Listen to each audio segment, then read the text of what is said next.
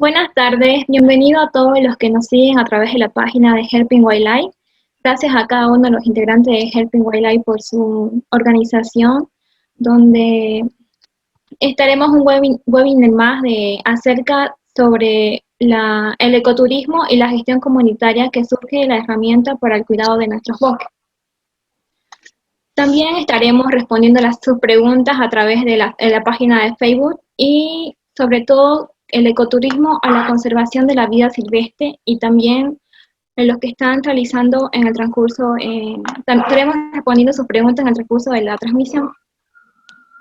Quiero presentarle, para mí es un grato honor presentarle al licenciado José Luis Gisnarde, que es un querido docente de la carrera Gestión del Turismo, que nos estará explicando un poco más sobre el ecoturismo. ¿Ya empiezo? Sí, licenciado.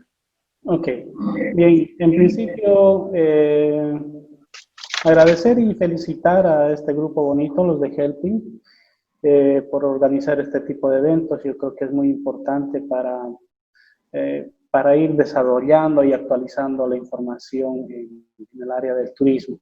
También quiero saludar a los estudiantes de diferentes semestres y a los que ya terminaron, es decir, a los colegas que ya fueron, ya estudiaron en la universidad. Entonces, un abrazo y un saludo y decirles que se cuiden, hay que cuidarse en esta pandemia.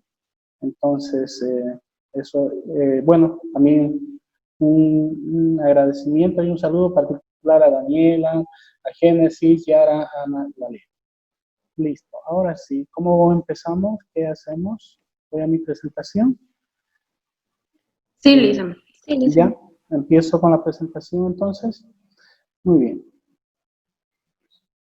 Ahora sí, ya está. Se ve, ¿verdad?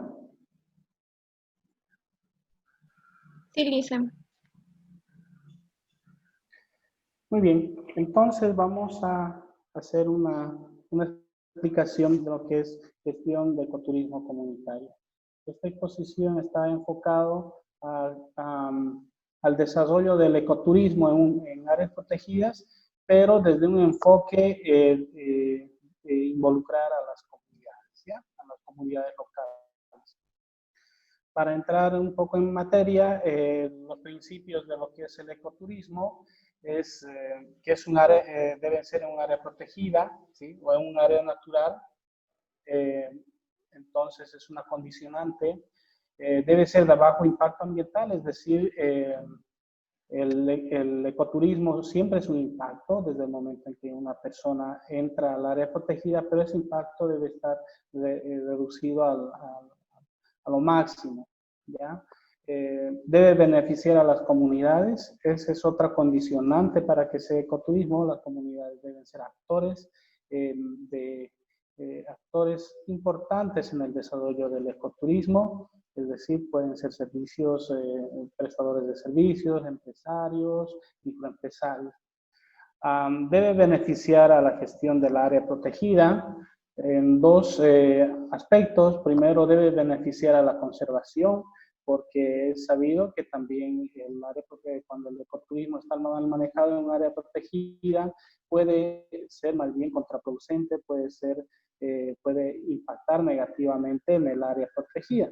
Pero en este caso, cuando está bien manejado, pues apoya en dos principios. Primero, ambientalmente, es decir, el ecoturismo ayuda a proteger el área protegida, y también debe beneficiar económicamente al área protegida, a la gestión, a los que hacen gestión del área protegida, porque hacer conservación cuesta dinero, es decir, el hacer conservación, pagar a los guardaparques, hacer programas de educación ambiental, manejo de recursos, programas de turismo, entonces requiere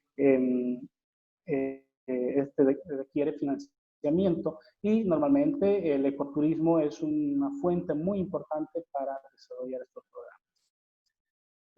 Otro principio es que el ecoturismo no es un turismo de masas, sino más bien es un turismo reducido, que va a perfiles de turistas específicos, es decir, a personas que les gusta la naturaleza y les gusta la cultura, les gusta ver los paisajes, los animales, las costumbres de la gente.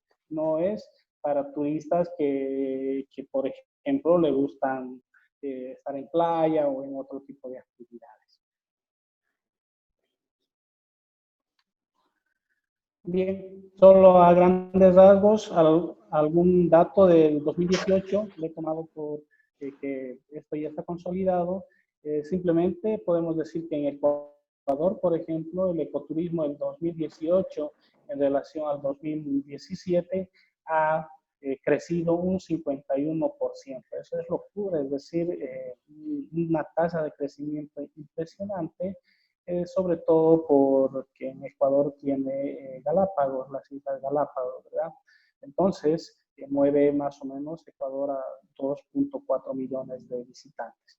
Y si hacemos un análisis de lo que es Bolivia, el 2018 en relación al 2017 ha crecido en un 3%, pero entonces un 3%. Sin embargo, a nivel de Santa Cruz y a un poco más micro, el ecoturismo ha crecido en 17%.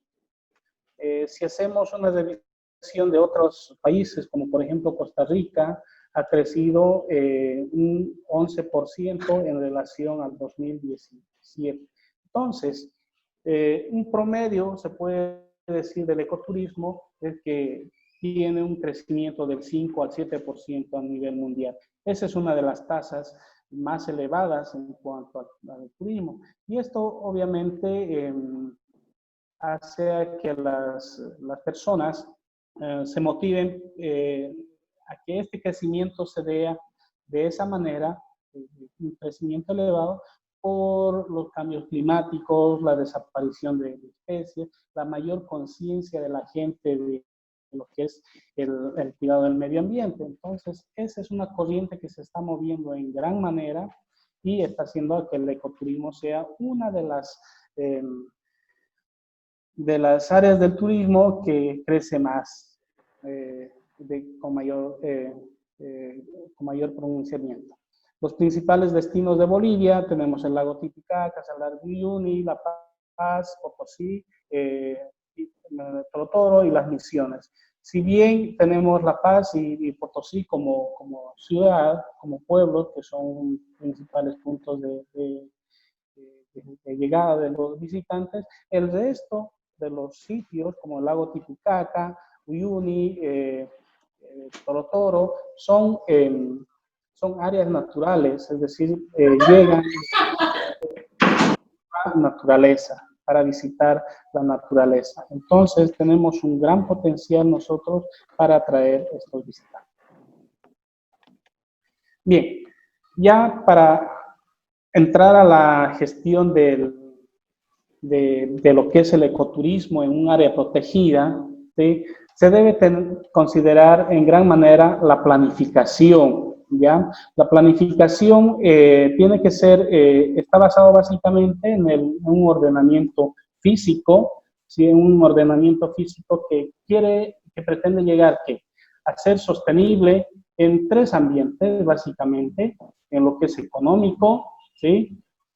Ambiental y social. Entonces, se debe hacer una gestión de planificación para que un área protegida sea rentable económicamente, sostenible a nivel ambiental y pueda ser socialmente equitativo para los actores que están involucrados. El ecoturismo es innegable que debe apoyar a las comunidades. ¿Por qué? Porque normalmente en las áreas protegidas hay ciertas regulaciones que impiden o que limitan el aprovechamiento de los recursos naturales a los comunarios. Entonces, ¿qué es lo que pasa? Se debe dar alternativas, porque si están restringidos en alguna manera en el aprovechamiento de los recursos, se debe dar alternativas. Y lo que está demostrado, una de las mejores alternativas es el ecoturismo, que apoya en muchos aspectos Primero es que ayuda a la conservación. Es sabido que en lugares donde hay ecoturismo por comunidades, desarrollado bajo la gestión comunitaria, tienen menor presión de cazadores, pescadores, la gente cuida más. ¿Por qué? Porque se beneficia económicamente de la actividad del ecoturismo. Se debe incorporar instrumentos de monitoreo, ¿ya? El monitoreo es un elemento muy importante como una herramienta de planificación, porque permite tomar control de los impactos positivos y impactos negativos. Un ejemplo de impacto positivo, por ejemplo, es que la comunidad puede llegar a rescatar su cultura, ¿no es cierto?, a través de la vestimenta, los rituales originarios que tiene. Y un impacto negativo del área protegida puede ser los impactos ambientales, como por ejemplo la contaminación, la basura. Entonces, se debe hacer esfuerzos profundos para hacer un monitoreo y tomar el control de estos elementos, que si se lo manejan una vez más de forma errada, pueden ser más bien un perjuicio para el área protegida. Se debe involucrar a las comunidades, pero aquí es importante resaltar, se debe trabajar en el empoderamiento de la comunidad, porque las comunidades tienen que estar convencidas de desarrollar el ecoturismo. Por ejemplo, ha habido muchas ONGs que han intentado trabajar con comunidades, pero lo que ha pasado es que las comunidades no se han apropiado del proyecto, y de ahí es que en más de 100 comunidades que tenemos en Bolivia, yo me animaría a decir que al menos un 60-70% de esas 100 comunidades han fracasado, y el resto están todavía en vigencia. Entonces, una de las causales es porque la gente no se ha apropiado del proyecto.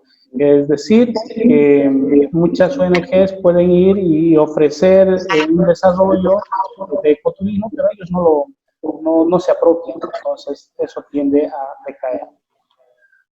Las actividades tradicionales pueden apoyar a diversificar el producto turístico.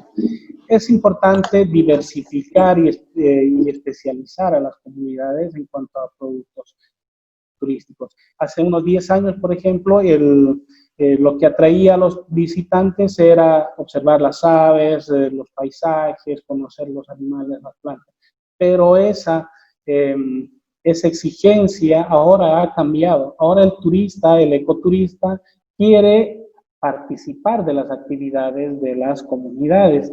Se ha visto experiencias interesantes, por ejemplo, de que participen turistas de un partido de fútbol en la comunidad. Obviamente los turistas han estado satisfechos, o un día de jornada con alguien de la comunidad, entonces, o a pasear en bicicleta, o montar a caballo, a llevar sus ganados. Entonces, el turista ya quiere más participar de las actividades que las comunidades desarrollan como una parte, y por supuesto la otra parte, visitar la parte natural, sacar fotos, identificar especies de animales, plantas. Entonces, lo que es importante es diversificar el producto turístico. Monitoreo y regulación, ¿sí? El crecimiento de la empresa debe tener como base la diversificación de la oferta. Ya habíamos hablado que debe ser variada. Hay experiencias, por ejemplo, de pesca, de liberación en áreas protegidas que tienen mucho éxito. No es suficiente el número de visitantes, más bien es el tipo de visitantes. Aquí es donde se debe hacer más o menos una paradoja de que se quiere calidad de visitantes y no tanto cantidad. Es decir, queremos visitantes en las áreas protegidas, personas que estén comprometidas con la naturaleza y con las comunidades y con la cultura local. Entonces, eso hace a que se pueda limitar a la cantidad de masas de visitantes en grandes cantidades al área protegida. La creación de alianzas estratégicas en un proyecto comunitario es determinante porque, bueno, las comunidades tienen sus limitaciones, por ejemplo, acceder a ferias internacionales, incluso departamentales. Entonces, sin embargo, su potencial más fuerte es conocer el local, es decir, su comunidad. Y por el otro lado, las agencias de turismo, por ejemplo, tienen esa gran debilidad que la comunidad tiene como fortaleza, ¿no? En cambio, las agencias, les decía, por ejemplo, no tienen, si bien tienen guías, pero no es un guía del lugar que conoce muy bien la zona, ¿sí? Que está muy lejos las agencias están muy lejos de las áreas protegidas para poner sus propios hoteles. Entonces, pueden hacer una complementación muy importante en lo que es comunidades y los demás actores. El intercambio de experiencias es importante en una gestión de una comunidad porque eso ayuda a dar grandes pasos en lo que es el desarrollo del ecoturismo comunitario, porque una persona que va de su comunidad a ver un lugar que ha tenido éxito en ciertos aspectos, ya automáticamente va y obtiene esa tecnología, o por el contrario, si ha visto que han tenido desacierto, ya sabe qué actividades no deben desarrollar, ¿sí? Otra debilidad que tienen las comunidades es que tienen limitaciones por parte al financiamiento internacional. Eso es sabido porque para hacer proyectos en ONGs hay que tener acceso al internet, muchas veces al inglés, pero aquí es donde deben formar deben apoyar los municipios, las ONGs.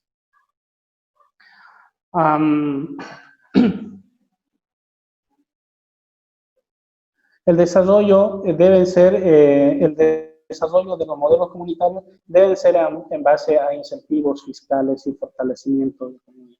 Eso es importante. Se debe hacer para desarrollar proyectos comunitarios, los municipios y el gobierno en realidad debe crear incentivos para que las comunidades, no es que se liberen de impuestos, sino es que puedan ser pueden ser condonados algún año, los primeros años, o las certificaciones de las agencias de turismo que trabajan en áreas protegidas con comunidades, podrían tener beneficios, es lo que pasa, por ejemplo, en algunas experiencias como en Canadá, que las agencias que trabajan con comunidades, que trabajan en áreas protegidas, tienen beneficios impositivos de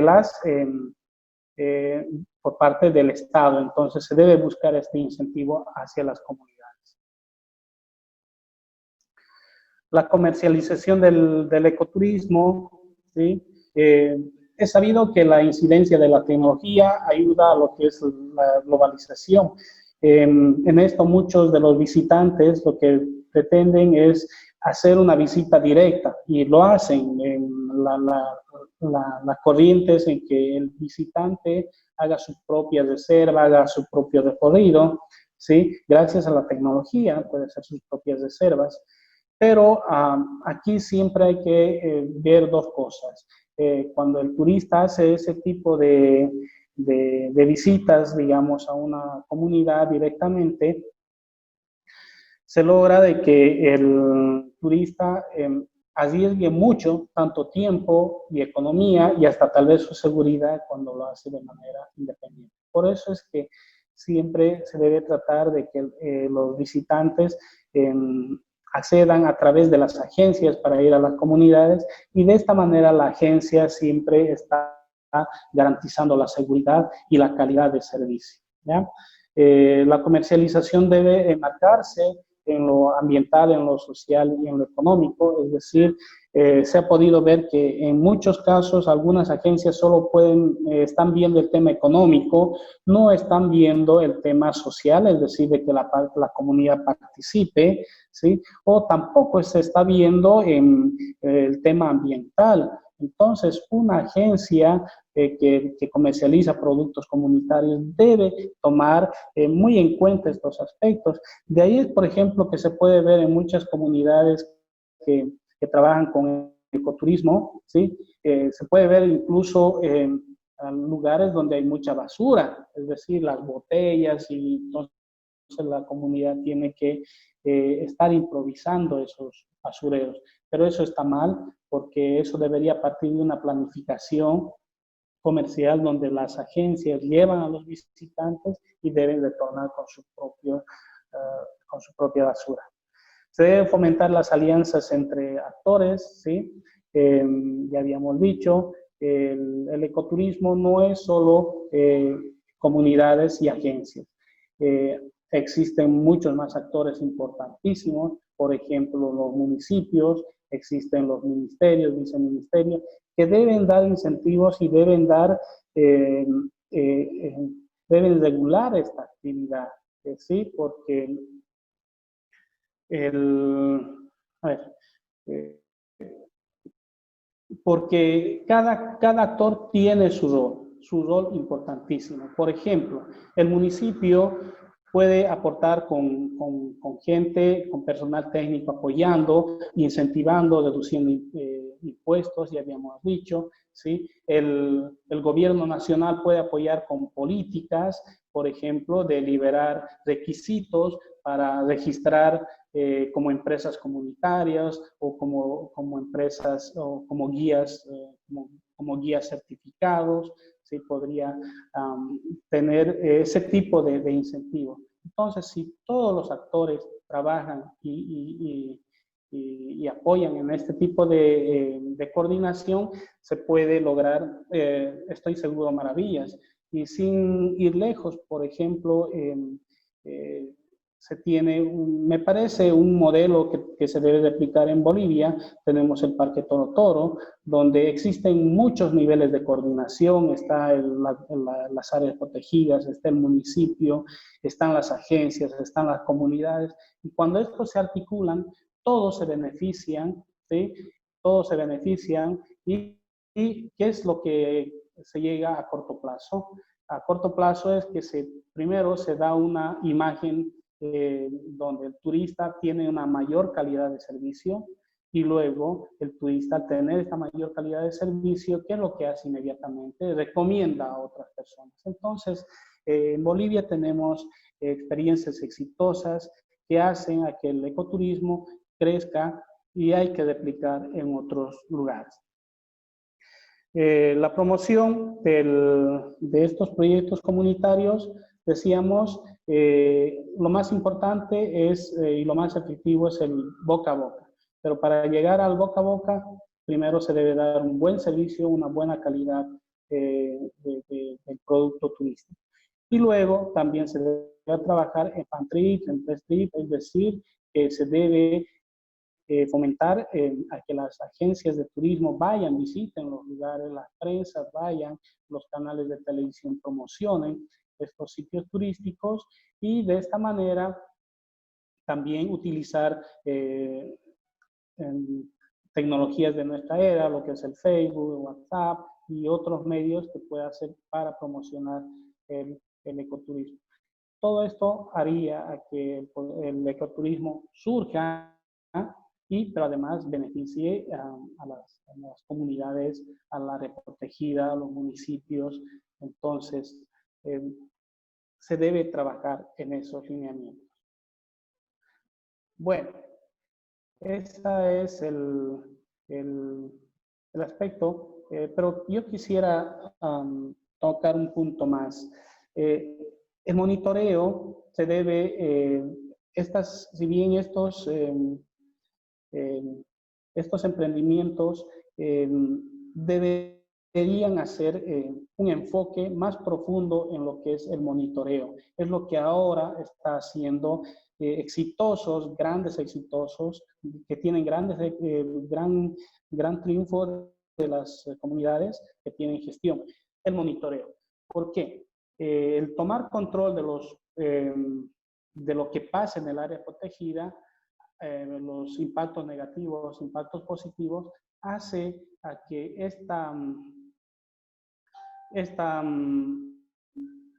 este sistema pueda ser certificado.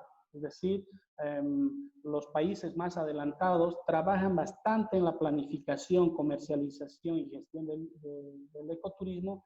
¿Para qué? Para llegar a una certificación. La certificación es una tarjeta que dice de que este producto es de alta calidad. Y para eso se debe trabajar en lo que es el monitoreo. Entonces, estos proyectos, toda esta gestión de planificación debería apuntar a eso, a lograr llenar esos estándares y tener una certificación. Obviamente, un turista o un ecoturista puede, al ver que ese producto turístico está certificado tanto en ambiental, económico y social, el turista va automáticamente a pensar de que ese es un producto de calidad y por lo tanto va a tomar la decisión de visitar eso. Como experiencias tenemos, si no estoy equivocado, pero el 2013 ha sido certificada el único proyecto comunitario en Mariri, que es el Chalalán, pero ese título de tener la certificación ya como producto ecoturístico ha logrado a que se traiga mayor cantidad de visitantes, y no solo cantidad, sino calidad de visitantes, ¿no? Entonces, todo este proceso de gestión, planificación, comercialización se debe ir apuntando a lograr una certificación del producto, porque ahí se demuestra que es ambiental, social y económicamente sostenible ese emprendimiento comunitario. Entonces, dicho eso, ya estaría. Podemos seguir con las preguntas, que creo que es el procedimiento de la metodología de esta intervención. Entonces, si hay preguntas, Génesis, Yara son las que están encargadas, me parece, de esta entrevista. Si hay preguntas, puedo responderlas, o cómo está el tema.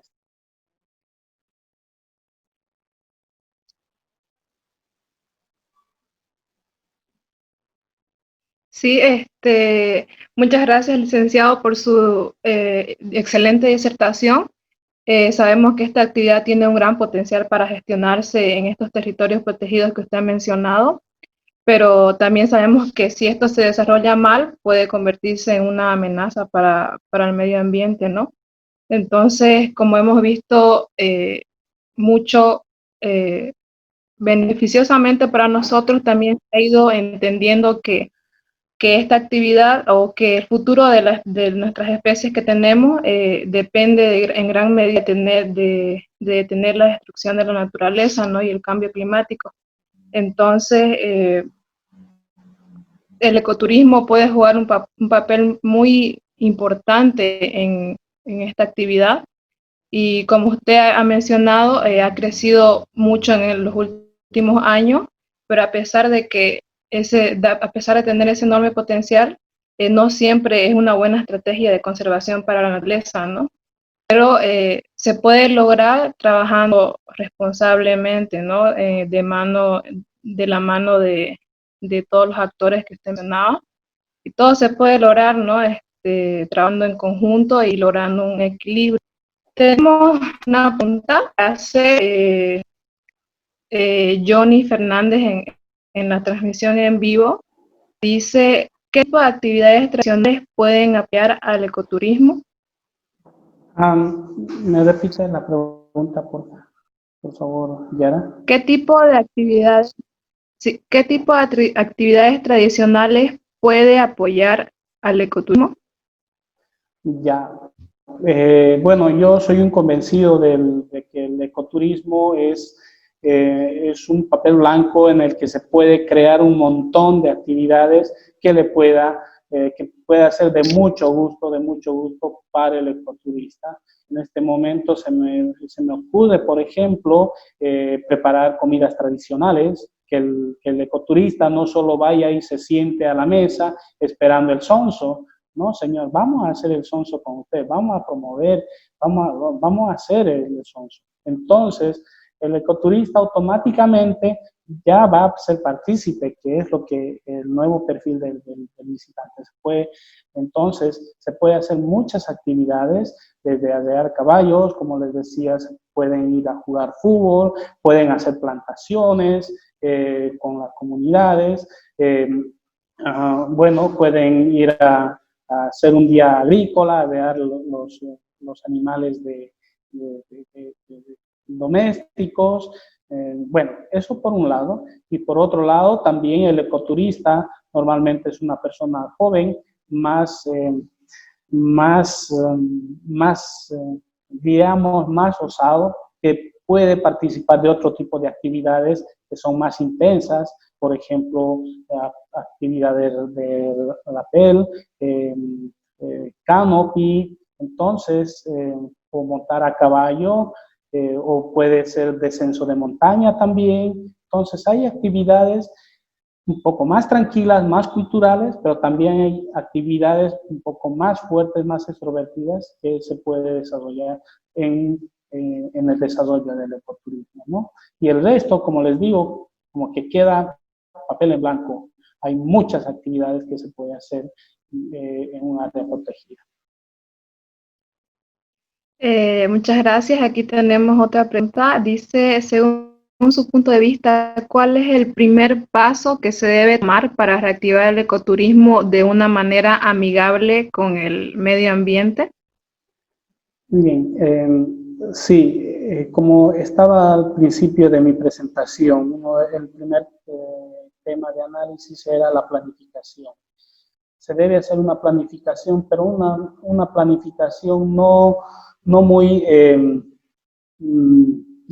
pesada, sino hacer una planificación lo más sencilla, pero aplicable para desarrollarlo. Porque si no hacemos una planificación, no vamos a poder desarrollarlo. Tiene que haber planificación. El primer paso es hacer un diagnóstico de la situación. Si usted va a desarrollar un área protegida, lo primero que tiene que hacer es hacer un diagnóstico y tomar de ahí, de ese diagnóstico, qué actividades prioritarias tiene que hacer ya mañana, cuáles las va a dejar para el siguiente año, cuáles las va a dejar de aquí a 2 años, a 3 años. Entonces, la primera actividad es la planificación.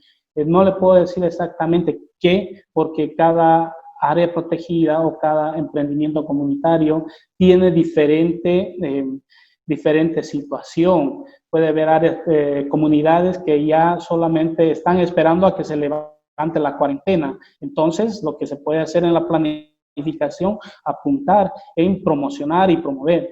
Pero puede haber comunidades que ya por estos 4 o 5 meses, la planificación, el emprendimiento como que ya se ha llenado de moho, que ya se han deshecho algunas cosas. Entonces la planificación va a apuntar a que mañana tenemos que reemplazar algunos equipos, tenemos que hacer algunas. Entonces va a depender de la planificación, del diagnóstico inmediato que se haga cada área protegida o cada emprendimiento turístico.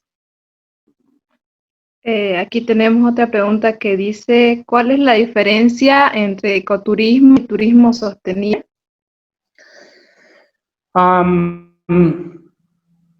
Ecoturismo y turismo sostenible. Tal vez la pregunta va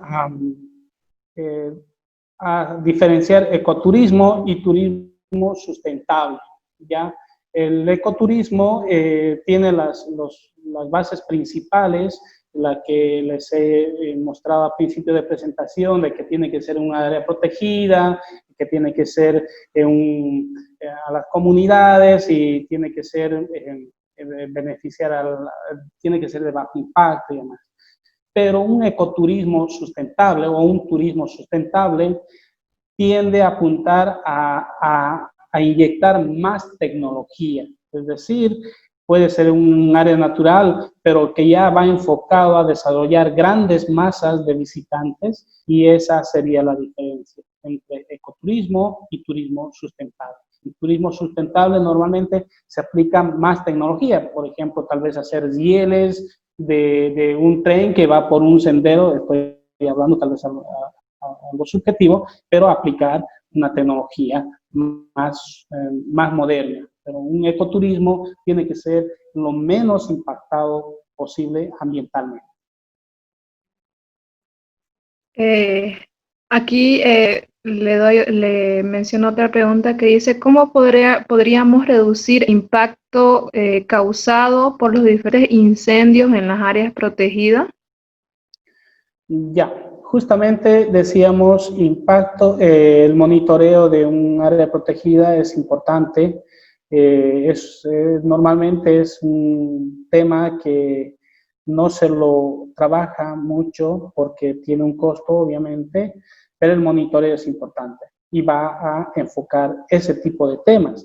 Por ejemplo, si se identifica la causa de los chaqueos, se puede tomar decisiones para hacer el monitoreo, nos podría alocar cuáles son las causas y qué decisiones se podrían tomar para reducir los chaqueos.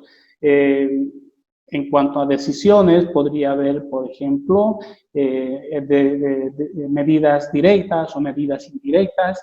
Podrían ser las medidas directas, indirectas podrían ser, por ejemplo, elaborar afiches, spots de radio, concienciar a la gente que si va a chaquear tenga las medidas de precaución necesarias, o que tengan las autorizaciones que regulan eso, ¿no? Y las medidas directas podrían ser las medidas directas podrían ser por ejemplo, el uso a la aplicación de sanciones, multas. Entonces, por eso es importante el monitoreo, ¿sí? El monitoreo nos va a decir qué decisiones se podría tomar, a qué elementos. Aquí tenemos otra pregunta que la hace Germán. Dice Germán Junior Bea, dice, aquí en Santa Cruz, ¿qué comunidad o municipio es el mejor ejemplo de ecoturismo que se ha desarrollado? Ok, gracias Germán, un saludo. Bien, si quiere ver un proyecto exitoso de ecoturismo, yo le sugiero que se vaya a Buenavista al proyecto La Chonta.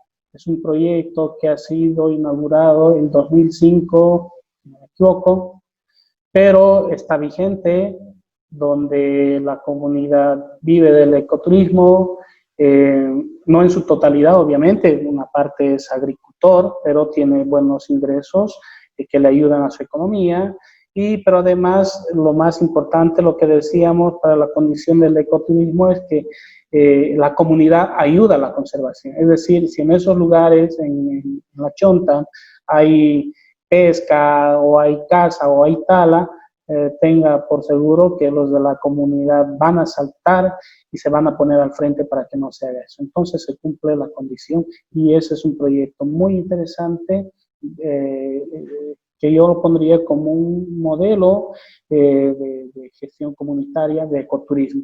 Obviamente hay otras también que están casi en ese nivel, pero ese es el que les recomiendo para que vea un modelo. La siguiente pregunta es, ¿cuáles son los desafíos que debe tener el ecoturismo en la zona Chiquitanía? Los desafíos. Primero es identificar o reidentificar los emprendimientos que hay, porque hay muchos emprendimientos comunitarios que tienen cabañas, que tienen sus senderos, que tienen muchos que tienen ya la gestión, la gente está mentalizada que se debe desarrollar el ecoturismo. Entonces, primero es identificar estos proyectos, luego es ver qué acciones se puede tomar con cada uno de estos proyectos, porque la realidad va a ser diferente de cada una, y seguramente va a abocar las acciones de que hay que nuevamente reacomodar los ambientes, se debe capacitar nuevamente a la gente, se debe trabajar en la promoción y la comercialización y también en la gestión del fortalecimiento de las comunidades, es decir, que ellos vuelvan a ser unidos, vuelvan a ser grupos y tengan la energía con la que comenzaron su proyecto. Hay muchos proyectos, puedo asegurarles, de que tienen cabañas, tienen senderos. Una de ellos se me viene en la mente, está San Juan, por ejemplo, en San Ignacio, ¿sí? Es un lugar muy bonito, pero que hay que inyectarle trabajo técnico y ahí es donde están ustedes.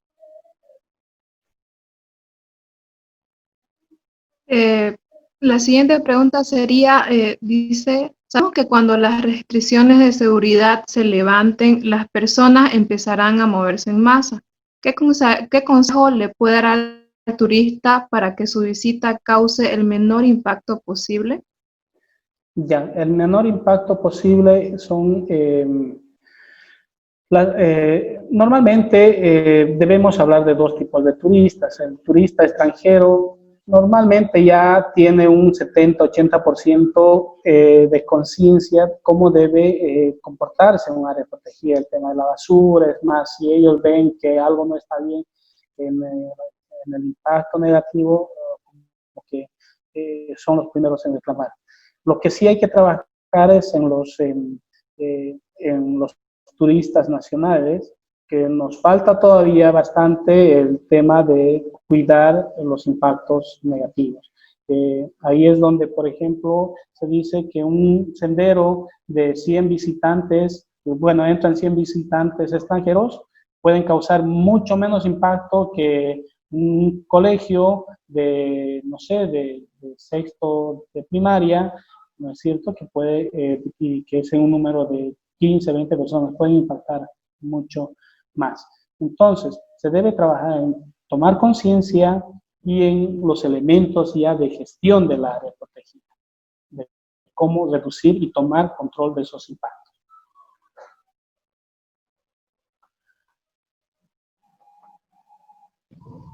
Creo que esas son todas las preguntas que tenemos hasta el momento. La verdad que hemos tenido mucha participación en la transmisión en vivo. Aquí tenemos una que le hicieron en este momento. Dice, ¿cómo podemos aportar al desarrollo del ecoturismo en la nueva normalidad? Es decir, desde nuestros hogares. ¿Cómo podemos aportar a esto? Bien, si quieren hacer turismo, es hacer turismo local.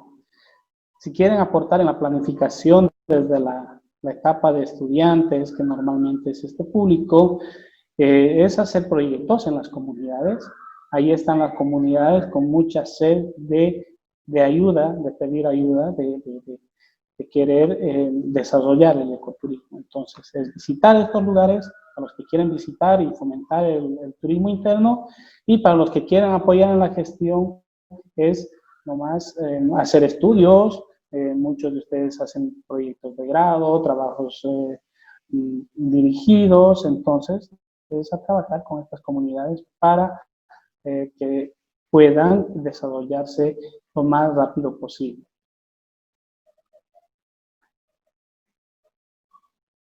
Aquí tenemos la última pregunta que dice, de Daisy Valdés Fernández, ¿el randonés es considerado como un sector ecoturístico? ¿Es posible? ¿El randonés?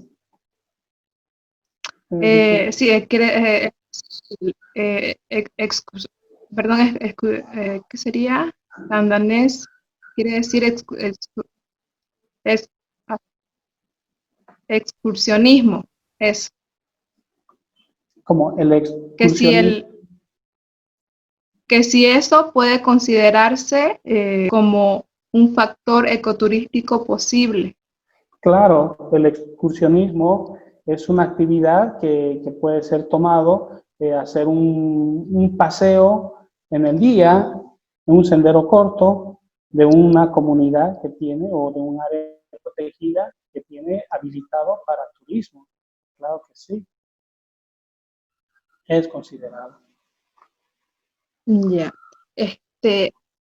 La siguiente pregunta dice, ¿cómo podemos crear conciencia en la población boliviana para que se respete y conserve el medio ambiente? ¿Cuál sería su punto de vista o su opinión para esto? Ya, eso va relacionado a la educación ambiental. Primero, todos nosotros deberíamos tener, los que por lo menos estamos participando en este tipo de eventos, deberíamos tener un poco más de conciencia y dar el ejemplo en nuestras casas y nosotros tomar ese ejemplo de cuidar el medio ambiente, el tema de la contaminación, la basura, el respeto a los animales. Y luego se debería tomar políticas más fuertes, ¿no? Por ejemplo, hacer campañas de crear conciencia en las personas, debería hacerse campañas para crear conciencia en las unidades educativas, como las universidades, los colegios, ¿sí? Y de esta manera hacer lo que a la inversa, ¿verdad? Que más bien los niños puedan ir desde la etapa educativa, puedan ir a sus casas con una mentalidad diferente, a concienciar a los padres, a los hermanos. Entonces, para mí, el tema de generar conciencia está en la educación, y la educación está en los colegios y los hogares.